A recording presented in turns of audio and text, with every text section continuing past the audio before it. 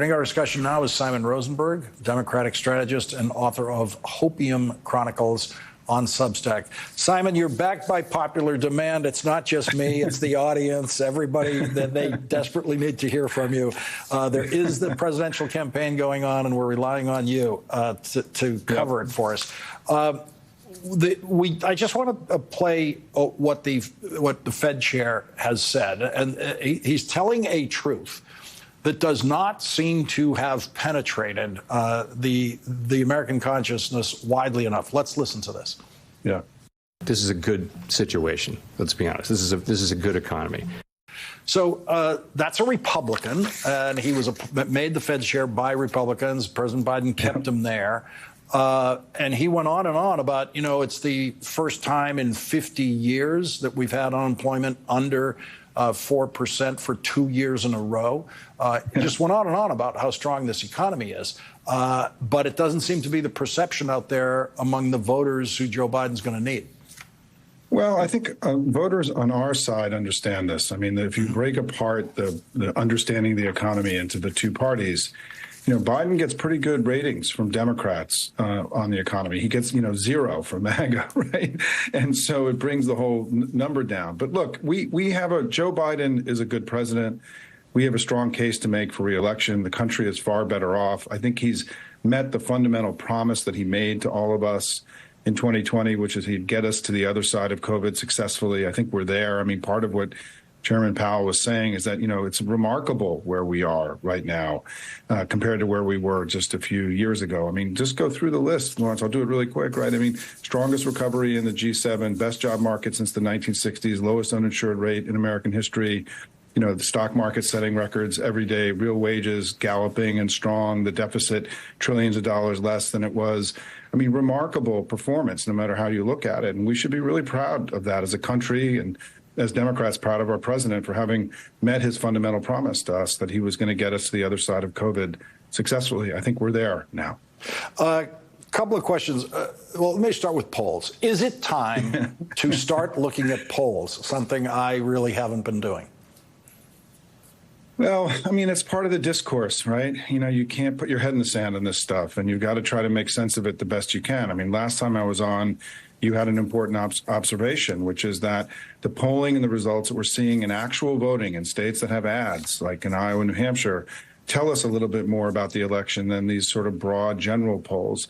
And those polls and the results of those Iowa and New Hampshire primaries were not good for the Republicans, right? Low turnout in Iowa, lots of concerns about the Trump presidency among large chunks of Republicans. You had Trump, as you pointed out in the show last time, coming down 10 to 15 points below his, below public polling that day. I think there's a lot of evidence so far. The most important data that we have is that Republicans are struggling, as they did in 2022, as they did in 2023. And even today, right, I mean, there was one bad poll for Biden today, but let's go through what we learned today in the data, right? Just today, we had Quinnipiac poll that had Biden up 6 points, 50-44, gaining 5 points since the last poll. The Morning Consult poll had Biden gaining 3 points. We had the, at my notes here, the Economist YouGov poll, Biden gained 2 points. So in 3 polls today, we saw a 2-point gain, 3-point gain, 5-point gain for Biden. And we've also seen just in the last few weeks polling that has Biden ahead of his 2020 results in New Hampshire, Pennsylvania, and Michigan. So the polling, if you want to paint a positive picture for Joe Biden, the data's there. There's also data showing that things are not so good, right? And that's because it's still really early. People are not engaged. Polling's all over the place. It's not all pointing in the same direction. And we have to be careful not to get blown around by the noise in the machine every day. And I think it's why your point last week was so important. Let's focus on the stuff that happened in Iowa, New Hampshire, and that is not good news for the Republicans. As we go forward, I'm looking at the fundamental proposition of how does Donald Trump, what is he doing? What is Donald Trump doing to try to convince voters to come to him who haven't come to him before?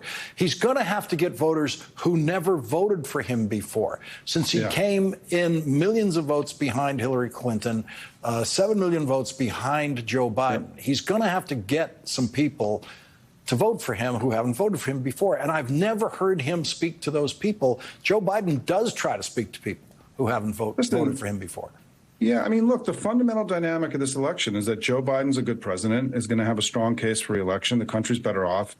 And they're running the most unfit guy to run for president in all of our history, who's a far weaker candidate than he was in 2020. I mean, he's campaigning from the courthouse and not from the White House. He's more degraded, more extreme, more dangerous. His performance on the stump, as you pointed out, is wild and erratic and frankly disturbing, right, if you really listen to him.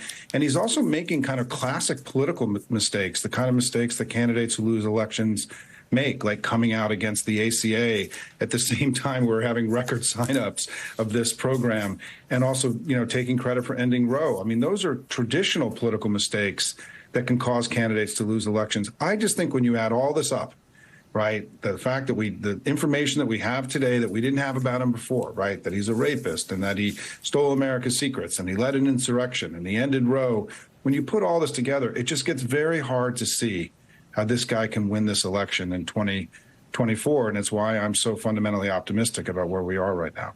Simon Rosenberg, thank you very much for joining us again. Thanks, Lawrence. We'll be right back. Resolute Square.